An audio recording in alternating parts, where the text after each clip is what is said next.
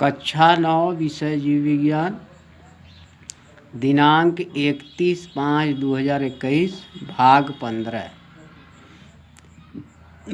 15।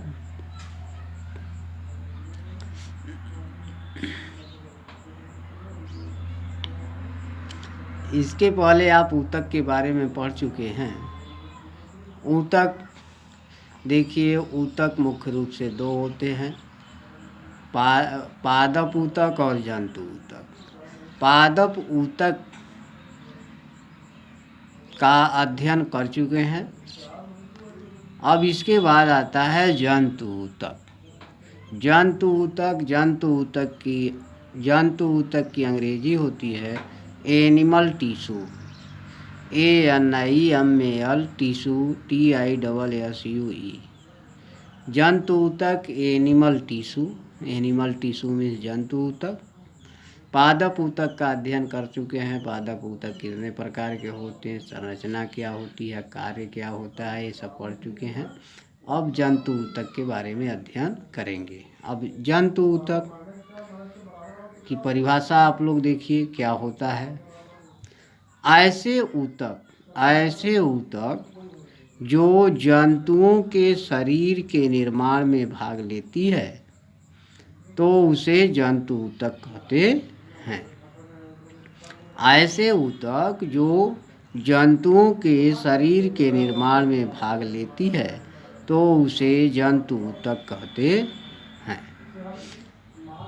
यानी कहने का तात्पर्य, जो ऊतक जंतुओं के शरीर का निर्माण करती है उसे जंतु ऊतक कहते हैं।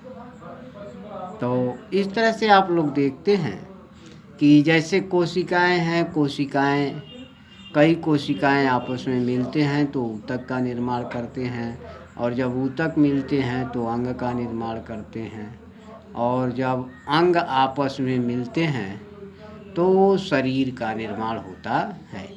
जैसे देखिए, ईंट अगर मिलता है, ईंट को एक दूसरे से जोड़ते हैं तो दीवार का निर्माण होता है। दीवार मिल कर के जो है कमरे का निर्माण करता है, और कई कमरे मिल कर के जो है मकान का निर्माण होता है। उसी तरह से जो है कोशिकाएं मिलती हैं तो ऊतक का निर्माण होता है, और ऊतक मिलते हैं तो अंग का निर्माण होता है, और अंग आपस में मिलते हैं तो जीव शरीर की रचना का निर्माण होता है। जैसे हाथ, पैर, नाक, कान, ये सब सभी ऊतक ही हैं। अब जंतु ऊतक 4 प्रकार का होता है। जंतु ऊतक 4 प्रकार का होता है। यानी जो जंतु ऊतक होते हैं, जंतु ऊतक का निर्माण या जंतु ऊतक 4 प्रकार का होता है। देखिए यहाँ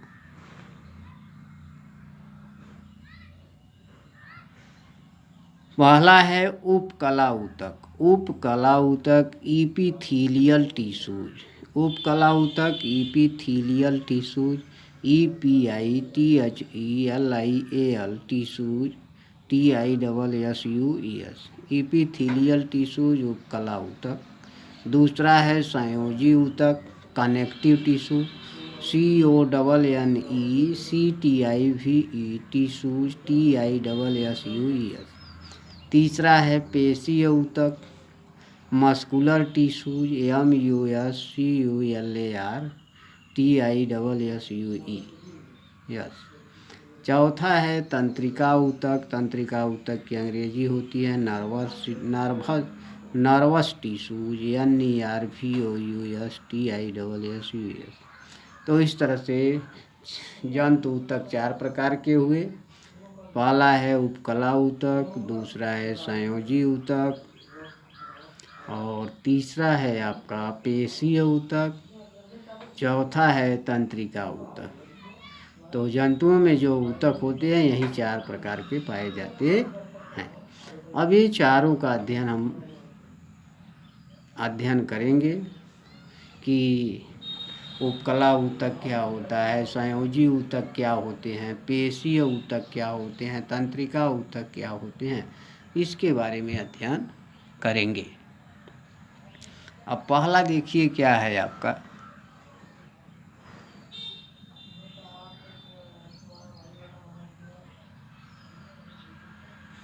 पहला है उपकला ऊतक, epithelial tissues, EPITHELIAL tissues, TISSUS। उपकला ऊतक क्या होते हैं या शरीर में कहाँ पाए जाते हैं, इसके बारे में अध्ययन करेंगे। इपीथीलियम शब्द का सर्वप्रथम प्रयोग, इपीथीलियम शब्द का सर्वप्रथम प्रयोग रायूस ये है आपका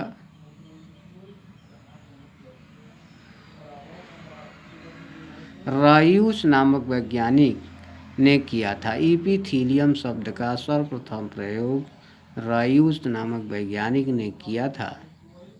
यह ऊतक रक्षात्मक आवरण बनाती है, यह ऊतक रक्षात्मक आवरण बनाती है। इसका निर्माण जो होता है वह त्वचा, मुंह, आहार नली, रक्तवाहिनी, फेफड़ा, वृक्क नली आदि से होता है।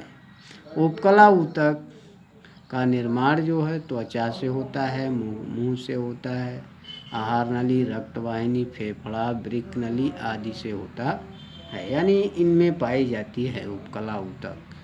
त्वचा में पाई जाती है, मुख में पाई जाती है, आहार नली में पाई जाती है, फेफड़ा, जैसा कि आप लोग जानते हैं कि इन सब अंगों में पाई जाती है। अब आगे देखेंगे, यहाँ देखिए संरचना के आधार पर, संरचना के आधार पर उपकला ऊतक 6 प्रकार का होता है। संरचना के आधार पर, संरचना के आधार पर उपकला ऊतक 6 प्रकार का होता है। अब यहाँ देखिए ये है आपका पहला, देखिए है सरल उपकला, सरल उपकला ऊतक, इसकी अंग्रेजी होती है सिंपल इपीथीलियम, SIMPLE इपीथीलियम, EPITHELIUM, सिंपल इपीथीलियम, सरल उपकला ऊतक टिश्यूज। दूसरा है सरल घनाकार उपकला, सरल घनाकार उपकला ऊतक, इसकी अंग्रेजी है simple cuboidal epithelium tissues, SIMPLE cuboidal CUBOIDAL epithelium, EPITHELIUM। तीसरा आपका देखिए जो तीसरा है सरल स्तंभी उपकला, सरल स्तंभी उपकला, simple columnar epithelium, SIMPLE COLUMNAR epithelium, EPITHELIUM, सरल स्तंभी उपकला ऊतक। ये 3 हुए। जो चौथा है, चौथा आप लोग देखिए, चौथा इस तरह से आपके सामने दिखाई दे रहा है। ये चौथा विशेषीकृत उपकला ऊतक, स्पेशलाइज्ड इपीथीलियम। पांचवा है पश्माभी स्तंभाकार उपकला, सीलिएटेड कॉलमनर इपीथीलियम, सीलिएटेड कॉलमनर इपीथीलियम, पश्माभी स्तंभाकार उपकला। अंग्रेजी जो है स्पेलिंग CILIATED कॉलमनर इपीथीलियम। पांचवा हो गया। छठवां है ग्रंथिल उपकला ऊतक, ग्रंथिल उपकला ऊतक की अंग्रेजी होती है glandular epithelium tissue, GLANDULAR epithelium, EPITHELIUM tissues, TISSUS। तो इस तरह से आपका दोस्तों ये देखिए 6 प्रकार का हुआ। पहला सरल उपकला ऊतक, दूसरा सरल घनाकार उपकला ऊतक, तीसरा है सरल स्तंभी उपकला, चौथा है विशेषीकृत उपकला, पांचवा है स्तंभाकार उपकला और छठवां ग्रंथिल उपकला ऊतक।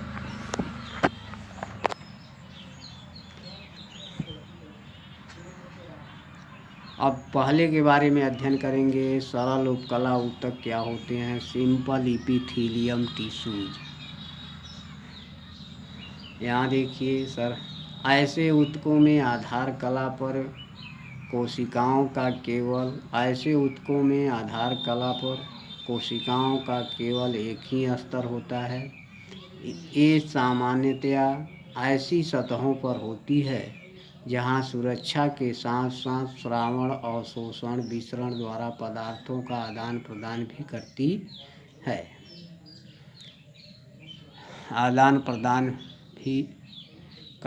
या होता है। अब आगे देखिए, आकृति और संरचना के आधार पर यह 2 प्रकार का होता है। होता तो है 3 प्रकार का, लेकिन आपके सिलेबस में 2 का ही अध्ययन करना है। अब पहला देखिए, पहला है सरल सल्की उपकला, simple squamous epithelium, SIMPLE squamous, SQUAMOUS epithelium, EPITHELIUM। दूसरा है आपका स्तृत उपकला ऊतक या स्तृत घनाकार उपकला ऊतक, stratified squamous epithelium, STRATIFID squamous epithelium, SQUAMOUS epithelium, EPITHELIUM। तो ये आपका 2 प्रकार के हुए। सरल सल्की उपकला और स्तृत उपकला ऊतक की संरचना आपके सामने देखिए। इस तरह से इसकी संरचना होती है। देखिए ये आपके सामने संरचना दिखाई दे रही है। ये संरचना देखिए, ये संरचना सल्की उपकला ऊतक की संरचना है। इसके बाहर की तरफ देख रहे हैं, एक लेयर पाई जाती है जिसमें जगह जगह केंद्रक पाए जाते हैं, न्यूक्लियस, और इसके बीच में जो है एक कड़ा आवरण होता है जिसे हम सीमेंट पदार्थ कहते हैं। देखिए सब जो है सीमेंट जो एक दूसरे से कड़ा आवरण बनाते हैं, जो कास्ट का निर्माण कर, ये आपका कास्ट नहीं, ये शरीर के मांसपेशियों का निर्माण करते हैं। दूसरा आपका देखिए ये है फिगर, ये स्तृत घनाकार उपकला ऊतक है। ये संरचना आपके सामने दिखाई दे रही है। इसमें भी जगह जगह ये सब बीच में जो है केंद्रक पाए जाते हैं और इसके ऊपर रोए के समान संरचना, बाल के समान संरचना पाई जाती है जिसे रोमाभिकाएँ कहते हैं। इस तरह से 2 प्रकार की संरचना आपके सामने है, जो कि सल्की उपकला ऊतक और स्तृत घनाकार उपकला ऊतक की संरचना है। इसके आगे जो है अगले दिन पढ़ेंगे।